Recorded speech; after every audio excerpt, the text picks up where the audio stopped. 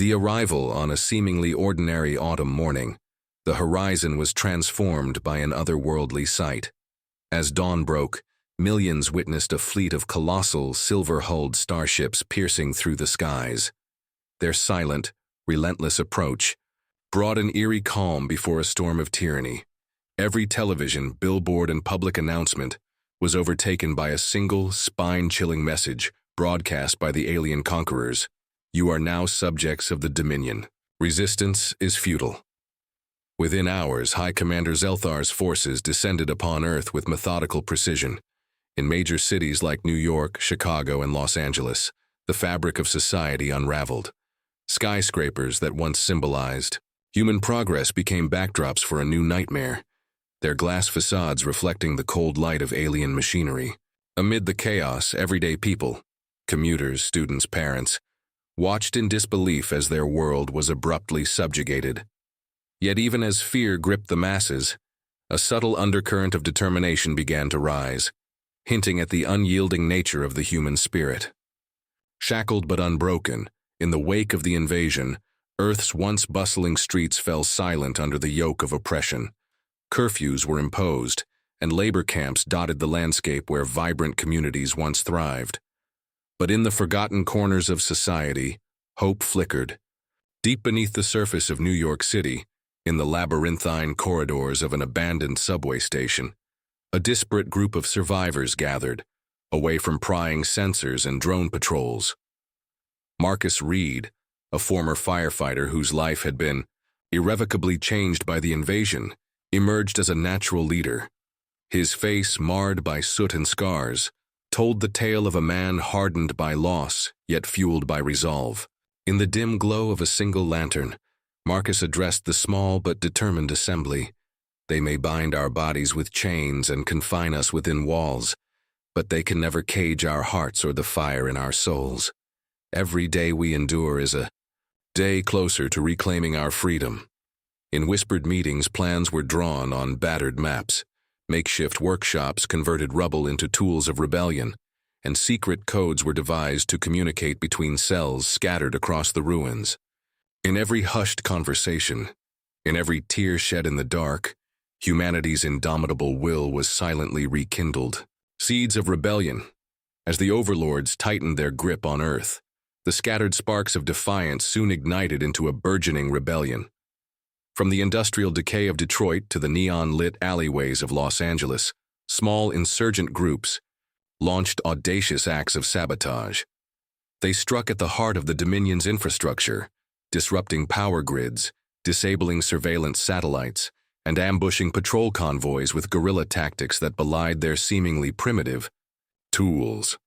Among these rebels, Sarah Hawk Martinez emerged as a symbol of fearless resistance. A skilled pilot with a quick wit and an even quicker trigger finger, Sarah commandeered a fleet of repurposed fighter jets. On a rain-soaked night in Chicago, she gathered her squadron in a deserted hangar. With a steely gaze and a voice that resonated with conviction, she declared, "Each strike we pull off chips away at their arrogance. We are not just fighting for ourselves. We are fighting for every person who has ever dreamed of freedom. Let them come. We'll be waiting." Her impassioned words sent ripples through the underground network, uniting disparate factions with a shared purpose. Across clandestine radio channels and hidden safe houses, the message spread. Humanity might be outgunned, but never outmatched when united by a common cause. The Overlord's dilemma. High Commander Zelthar, a being bred for conquest, now faced an unexpected crisis. Aboard his flagship, the Dominion's Wrath, the alien command center was in turmoil. Holographic battle maps, once pristine with calculated precision, now blazed with red markers indicating rebel activity. In a private chamber lined with alien hieroglyphics and glowing screens, Zelthar convened an emergency council with his top strategists. "Explain," he commanded, his voice resonating with a blend of authority and disbelief. "How is it that these primitive humans continue to outsmart us?" His chief strategist, Voren, hesitated before replying. "Their unpredictability is our undoing, Commander. They operate on passion and desperation, a combination we underestimated. Their attacks are not random, they are calculated, born from a resolve that we did not foresee. The discussion grew tense as the overlords analyzed the failures of their rigid, authoritarian approach. In the sterile light of the command chamber, doubts began to creep into the minds of the once infallible leaders. The very traits they dismissed as weaknesses, empathy, hope, and defiant creativity, were now proving to be their undoing. For the first time, the invaders recognized that subjugation was not as absolute as they had believed. The final stand, the time for cautious resistance, had ended. In the ruins of a once mighty metropolis, now scarred by the ravages of war, humanity prepared for its most audacious offensive yet. Under a moonless sky, hundreds of insurgents, armed with scavenged weaponry, makeshift armor, and unyielding determination, assembled for a final decisive confrontation. Marcus Reed, now a seasoned leader with the weight of countless losses, etched into his eyes, coordinated the attack with a precision born of desperation and hope. Using a network of repurposed communication devices, he synchronized the efforts of multiple rebel cells. Simultaneously, Sarah Hawk Martinez led a squadron of fighter jets in a daring aerial assault, weaving between enemy formations to drop explosive charges on critical enemy installations. The battlefield erupted into chaos, a cacophony of explosions, desperate shouts, and the clashing of human ingenuity against alien technology. Amid the turmoil, High Commander Zelthar descended personally to the heart of the conflict. Standing amidst the smoke and ruin, he confronted Marcus in a tense, charged moment. With debris swirling around them, Marcus shouted, "You came with arrogance and cruelty, expecting obedience. Look around, Zelthar, the ruins, the scars, the beating hearts of every human fighting for a future. We are not your subjects. We are the embodiment of defiance." For a heartbeat, the alien commander's steely gaze faltered. In that split second, the accumulated force of human resilience surged forward.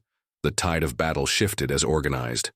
Resistance overwhelmed the disoriented alien forces. The battlefield became a symbol of humanity's collective will, a testament to the fact that even in the face of seemingly insurmountable odds, unity and passion can topple tyranny. A new dawn.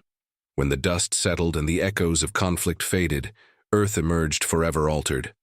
The Galactic Overlords, having suffered profound defeats and a collapse of their once impenetrable control, began their retreat into the cold void of space. In their final act, they broadcast one last message, a reluctant admission of a truth they could not ignore.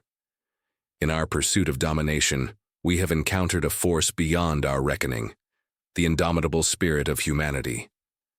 Across shattered cities and slowly healing neighborhoods, the survivors set about the arduous task of rebuilding. Statues and murals were erected not merely to celebrate the famed heroes like Marcus and Sarah, but to honor every individual who had resisted oppression. In community centers, schools, and public squares, the stories of sacrifice and valor were shared, lessons that would inspire future generations to guard their hard-won freedom. As time passed, Earth transformed into a beacon of resilience. Memorials to the fallen stood side by side with monuments celebrating rebirth. Communities organized festivals, art, and music that celebrated the human spirit, a defiant reminder of the cost of freedom and the triumph of hope over despair. In quiet moments, survivors would look up at the night sky, now free of alien warships, and remember the long, painful struggle that had forged a new era. Scholars chronicled the events with reverence, ensuring that the legacy of those tumultuous days would serve as an eternal reminder. No matter how dark the night, the human heart, fierce, defiant, and ever hopeful, will always find its way to the light. The legacy of Defiance years turned into decades, and Earth flourished anew. The scars of invasion remained as solemn reminders of a time when humanity was pushed to its limits. But with each generation, the spirit of resistance grew stronger, woven into the very fabric of society. Children learned in schools about the heroes who had risen from the ashes of oppression, and artists depicted in murals the moments when human valor shattered the illusion of invincibility. The story of Earth's Liberation became a universal tale, a legend of hope, sacrifice, and the relentless pursuit of freedom. As interstellar travel advanced, emissaries from distant worlds came to study Earth, marveling at the resilience of a people who had once defied a far superior force. They learned that the true strength of a civilization lies not in its technology or power, but in the enduring courage of its people. In the vast expanse of the cosmos, Earth's tale echoed as a timeless reminder. Oppression may cast long shadows, but the human spirit, when united in its quest for freedom, will always shine brighter than any darkness. Thus ends our expanded chronicle, a tribute to the relentless, unyielding nature of humanity, whose legacy continues to inspire not only those on Earth, but all who dare to dream of liberty and hope among the stars.